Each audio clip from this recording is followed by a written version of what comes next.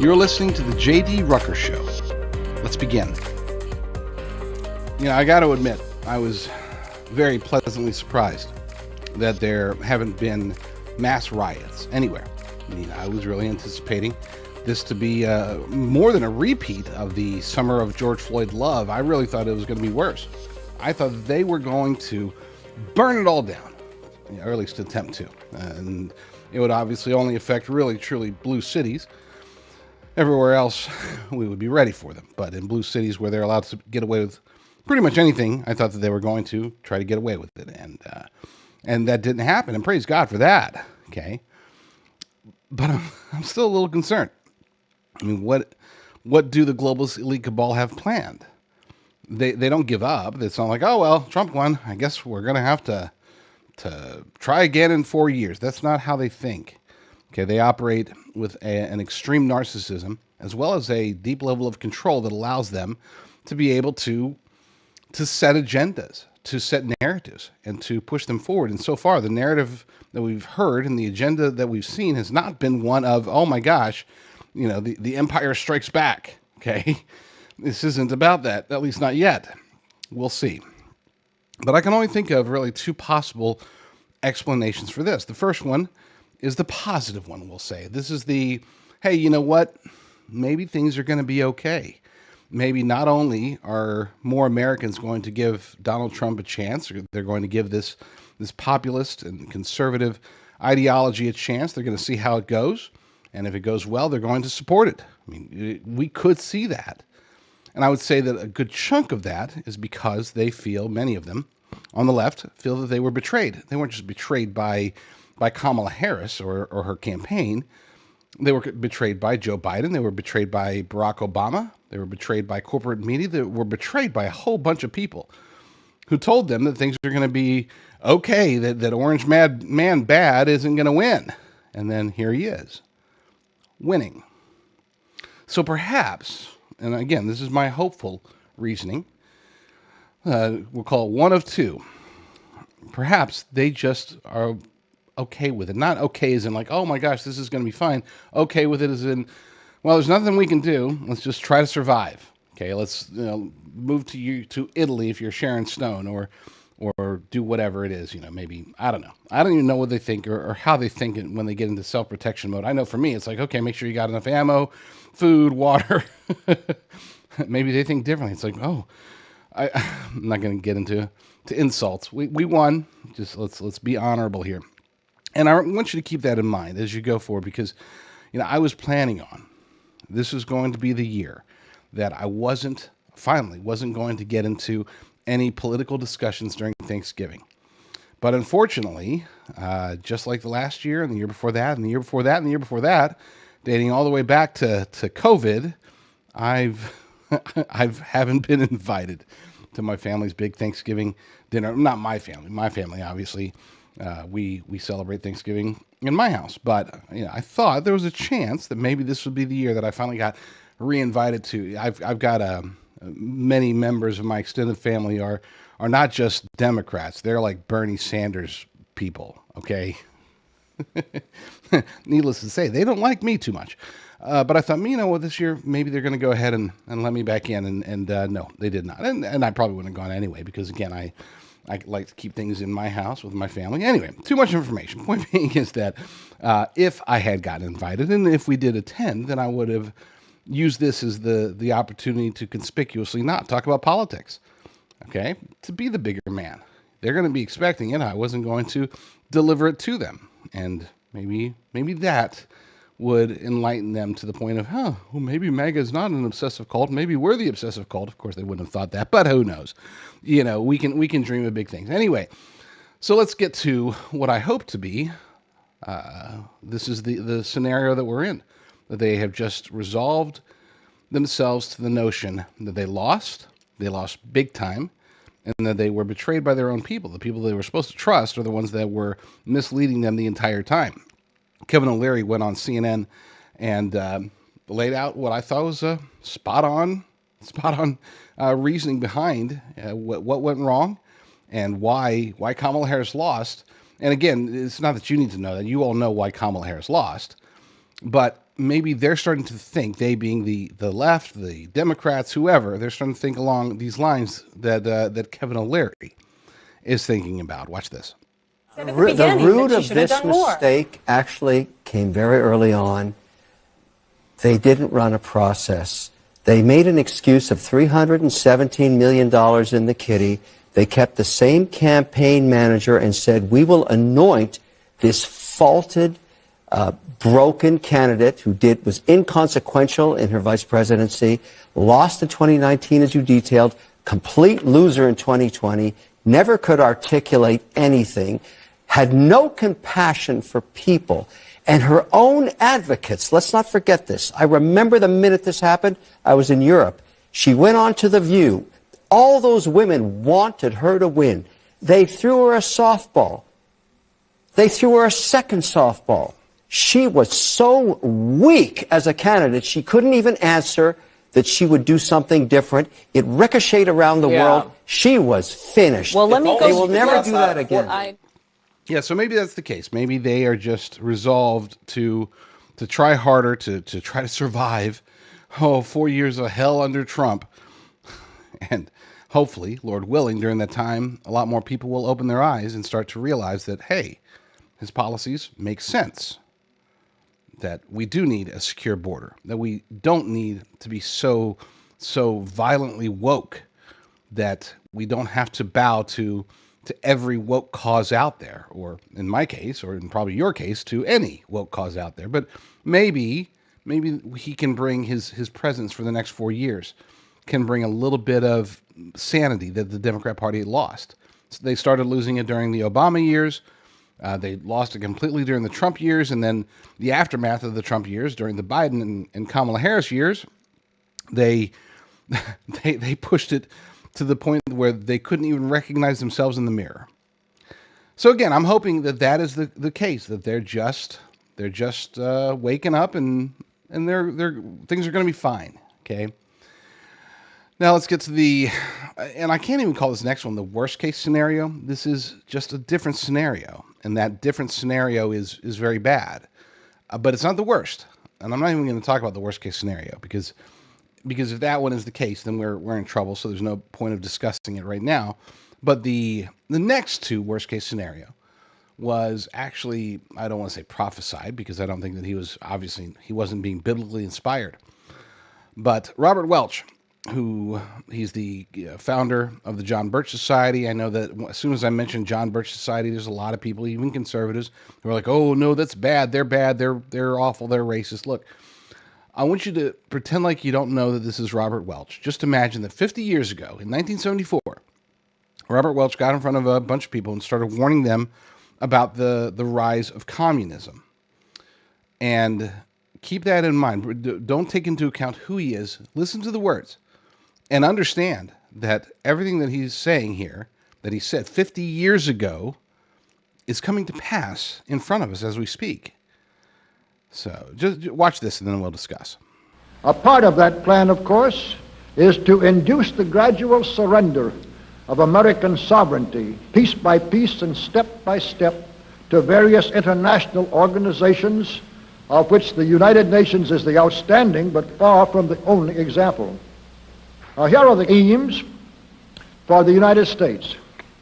1, greatly expanded government spending for every conceivable means of getting rid of ever larger sums of American money as wastefully as possible. 2, higher and then much higher taxes. 3, an increasingly unbalanced budget despite the higher taxes. 4, wild inflation of our currency. 5, government controls of prices, wages, and materials, supposedly to combat inflation. 6, greatly increased socialistic controls over every operation of our economy and every activity of our daily lives. This is to be accompanied naturally and automatically by a correspondingly huge increase in the size of our bureaucracy and in both the cost and reach of our domestic government. 7, far more centralization of power in Washington and the practical elimination of our state lines. There is a many-faceted drive at work to have our state lines eventually mean no more within the nation than our county lines do now within the states. 8, the steady advance of federal aid to and control over our educational system, leading to complete federalization of our public education. 9, a constant hammering into the American consciousness of the horror of modern warfare, the beauties and the absolute necessity of peace, peace always on communist terms, of course. And 10, the consequent willingness of the American people to allow the steps of appeasement by our government which amount to a piecemeal surrender of the rest of the free world and of the United States itself. Yeah, so again, I know that Robert Welch gets a bad rap for being John Birch, and apparently John Birch is bad. I'm indifferent. I look at the individual and what they say at any given moment, even if I don't necessarily agree with everything that they say. If they are intelligent, if they make a good argument, in this case, they make a very prophetic statement about what is going to take place. The plans of what he was addressing as the communists at the time. We can call them today the neo-Marxists, the globalist elite cabal. Okay, they have commandeered the uniparty swamp. They've commandeered the deep state. They've commandeered so many members of our own government, so many members of corporate America, and they are using them to destroy our nation.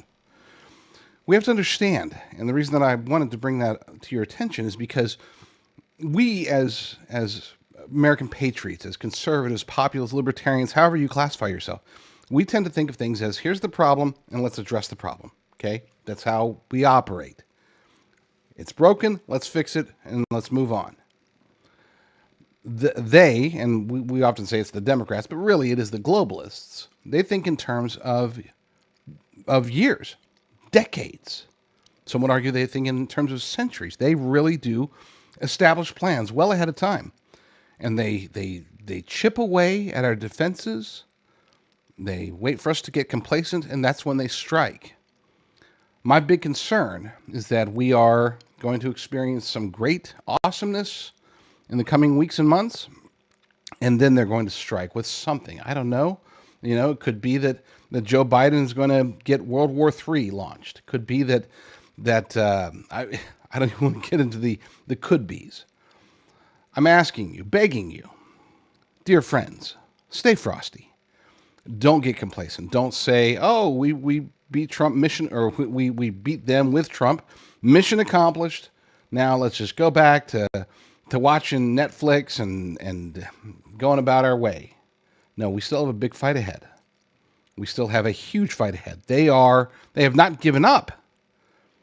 They are taking their time, apparently. They're not rushing out there to cause mass chaos. Not yet. But it could be tomorrow. It could be the day after that. I'm not trying to fearmonger you. Okay, to be clear. All I'm asking is to remain diligent. Stay frosty. Get prepared. Is Trump won? That's great. But the work's not done. The mission is not accomplished. We won a battle. But we have to understand that we're in the middle of a war.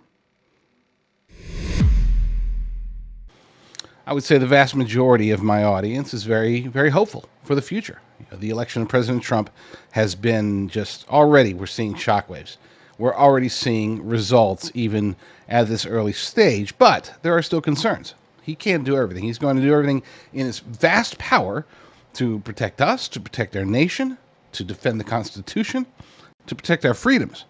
But that doesn't mean that there won't be risks, challenges. We're already seeing wars popping up and rumors of wars popping up across the globe. Will he be able to stop all of them? I think so. But what if he can't? What if, for whatever reason, cooler minds, cooler heads don't prevail and we find ourselves in the midst of something tragic? What about natural disasters? What about just the idiocy of the globalist regimes across this planet that are trying to do everything they can to destroy our food supply? They want to control the food.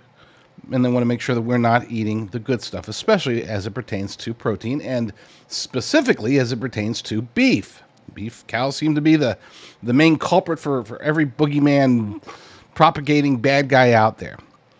As a part owner of an all-American, patriotic, freeze-dried steak company, I am very, very blessed, pleased, and honored to be able to offer my wonderful audience, an opportunity to take advantage.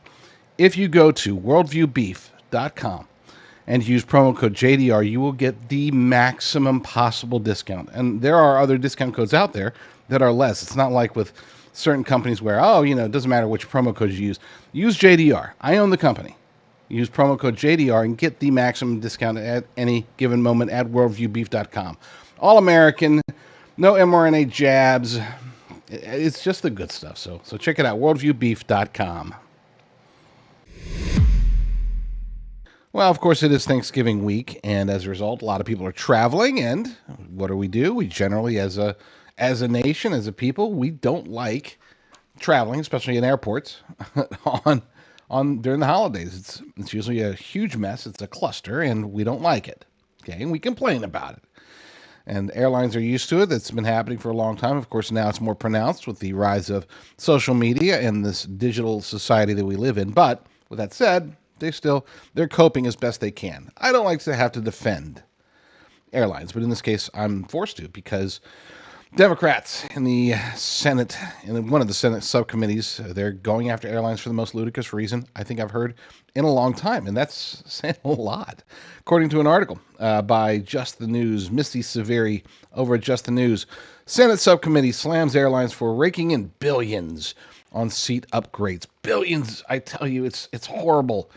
According to the article, a Senate subcommittee report on Tuesday slammed U.S. airlines for charging flyers who want to upgrade their seats by selecting areas with more room or in more popular locations closer to the front of the plane or near windows. Oh my gosh. Can you believe it? The report comes ahead of one of the country's most popular travel periods where many families travel across the U.S. for the Thanksgiving and Christmas holidays. The report, published by the Senate Permanent Subcommittee on Investigations, found that American Airlines, Delta, United, Spirit, and Frontier brought in a total of $12.4 billion in seating fees between 2018 and 2023. United brought in $1.2 billion in seating fees in 2023 alone. Oh my gosh. I am, of course, annoyed by this, and I'll explain why here in a second. Our investigation has exposed new details about airlines exploiting passengers with sky-high junk fees, Committee Chairman Richard Blumenthal said in a statement. This report pulls back the curtain on tactics like dynamic pricing that burden travelers and boost airline revenue. I mean, this sounds, if you're listening to it without critical thinking, this sounds horrible, except it's not. Okay, these airlines, and let's face it, you can say what you will about the airline industry, but they've been struggling for a long time. Okay, it's not like they're sitting there raking in humongous profits and just, they're sitting there with $100 bills, lighting their cigars, saying, "Oh my gosh, this is great." No, they're struggling. This is an extremely competitive industry. The weak are starting to fall, and even the quote unquote strong are having challenges. Now it would be different if it's like, okay, so we're gonna charge this junk fee of, I don't know, whatever, right? But business is business. People have choices. Okay, Americans can choose various airlines they want to fly with. They can drive. They can take trains or buses. They can, it's not like people are being forced into this. And yes, there are going to be people who want to pay extra to have a better seat. To call that junk fees is ludicrous, and they have to throw out this huge number, $12.4 billion in additional revenue. Again, I cannot stress enough that these companies, they are struggling. They're not printing money like a lot of other businesses. And for the Senate Permanent Subcommittee on Investigations, for them to care about this is a purely 100% political play. Okay, it is because it's Thanksgiving. They know that people are going to be angry. They're trying to score points with people who are angry about having to travel, angry about having to wait in lines, about being in cramped seats, angry that they're charged this fee or that fee. This is not one of the reasons to be angry. Okay, seating upgrades, really? That's what Richard Blumenthal, Senator Richard Blumenthal, is going to go after? It's petty. It's stupid, but it's not, because they're desperate. They, being Senate Democrats, they are desperate for something to get them attention before their majority is officially gone, before they're no longer running these committees. So they think, oh well, people are going to be mad about traveling, so let's attack the airlines. I mean, that's literally what this is. They don't truly believe that these are junk fees. They don't truly believe that these airlines are just raking in the profits as a result. They're just trying to play on the angst and the anger of people traveling this week, traveling next week, traveling throughout, all the way through to New Year's Day. People are going to be traveling, and they're going to be angry about having to travel. And Democrats are like, oh, hey, let's latch onto that anger and make people angrier. As we head, this is Blumenthal again, as we head into the Thanksgiving weekend, we regret that travelers will be charged millions of dollars in fees that have no basis in cost to the airlines, but simply fatten their bottom lines. This is the United States of America, at least for now. And if a company wants to fatten their bottom lines with optional upgrades, who is Richard Blumenthal to tell them they shouldn't be allowed to do that? I know that many of you are probably thinking, oh, this is not a big deal. Why is he spending so much time on this?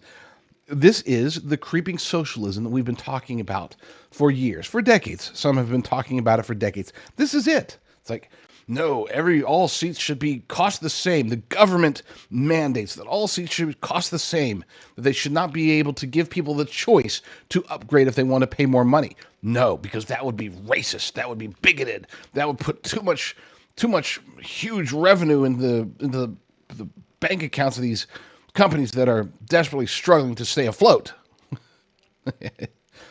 Perhaps it would be better if government just took over the travel industry. That's coming. That's what this is all about, folks. This is about socialism. One more quote. This is from Airlines for America, which represents the major carriers, said airline fees have gone down in recent years to make air travel more affordable, but customers have the freedom to choose if they want any upgrades. And this is a direct quote from a statement to NBC. The report demonstrates a clear failure by the subcommittee to understand the value the highly competitive U.S. airline industry brings to customers and employees. Rather, the report serves as just another holiday travel talking point. Very well stated. And yes, this really is just a matter of politicians, in this case Democrats, but it does come from the right as well sometimes.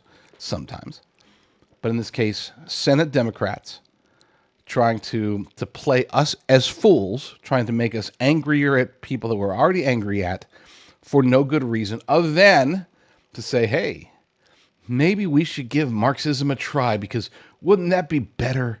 Wouldn't it be easier to travel if you didn't have to pay extra to upgrade? If you couldn't pay extra to upgrade, why should only rich people have leg room? Why should only rich people be able to sit in a window seat? Senator Blumenthal, once again, you have demonstrated that either you're an idiot or you think the American people are.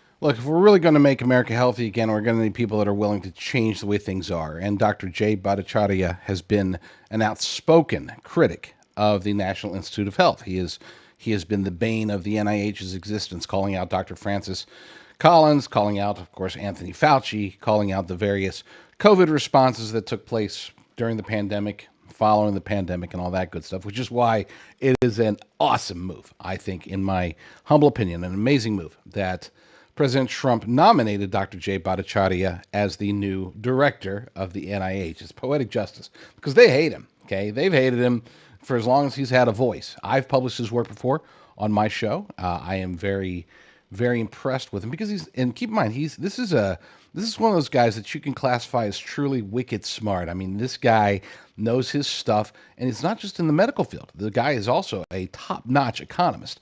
some of his writings have sparked some real discussions, real debate, and I am very impressed, extremely impressed, that President Trump has nominated him, especially in that role. It is perfectly fitting, and he's going to fit in just like he's going to work peas in the pod with Robert F.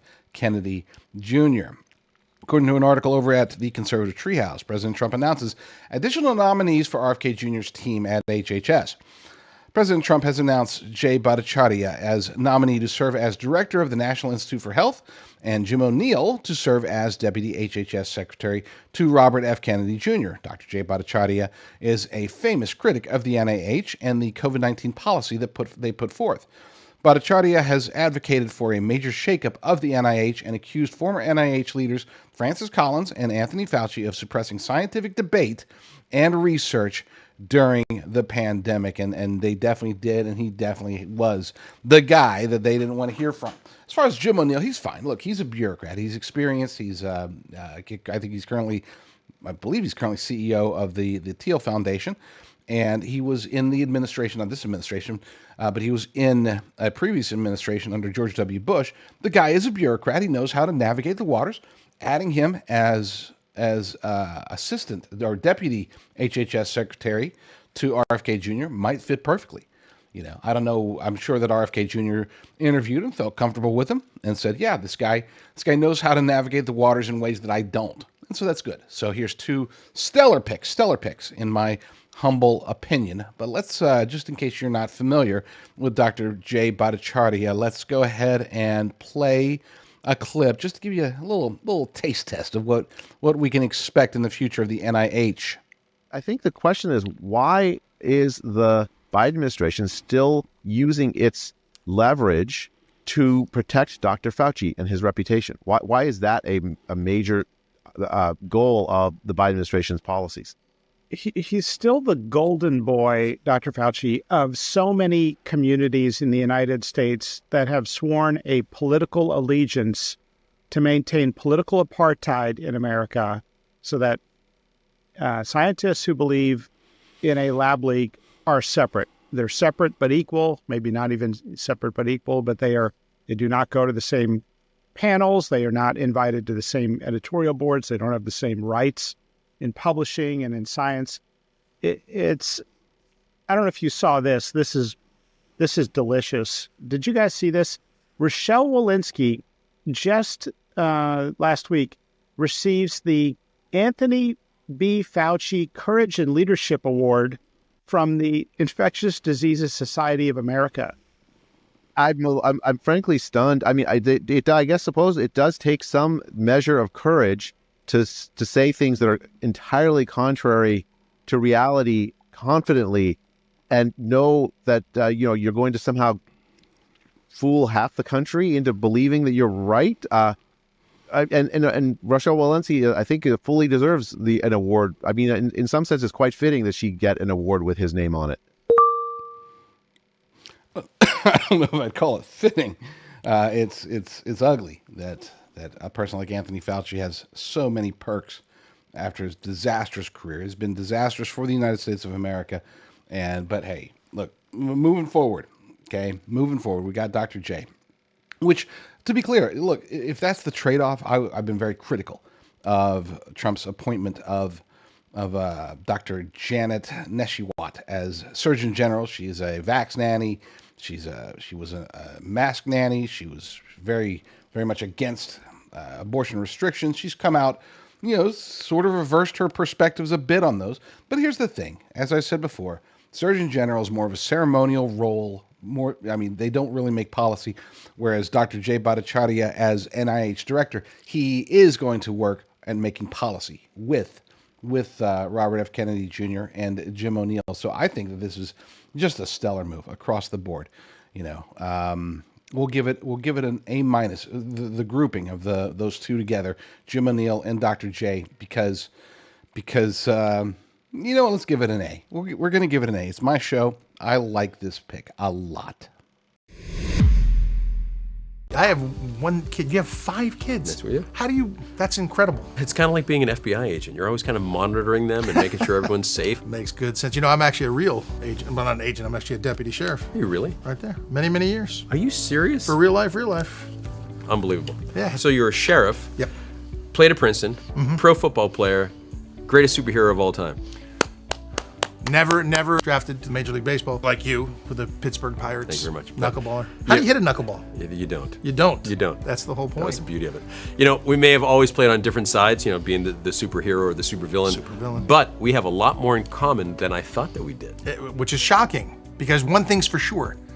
Genesis Gold Group is a company that we both trust. They make safeguarding your IRA or your 401k as simple as possible. And I need simple, I'll be honest. And with their stellar reputation, they're as solid as the gold that they sell. Like this gold right here. So call Genesis Gold Group today at 1-800-200-GOLD. What is that? This is what they call a prepper bar. So like you can break off these, see these little pieces? Oh, it's on both sides. And it's great because you can carry that around small and... Oh yeah, and you can literally use it to spend. Or it's not like this one. What? This is a big fella. This is a really great one. Is that real? This is a real one. You want to hold it? It's heavy. Holy smokes. That's pretty great. Yeah, you can get them one of those from Genesis Gold yourself. Hey, you guys see this? Look, check Dean, this out. Dean, that's my kid's college tuition money. Hold on, I'll be back.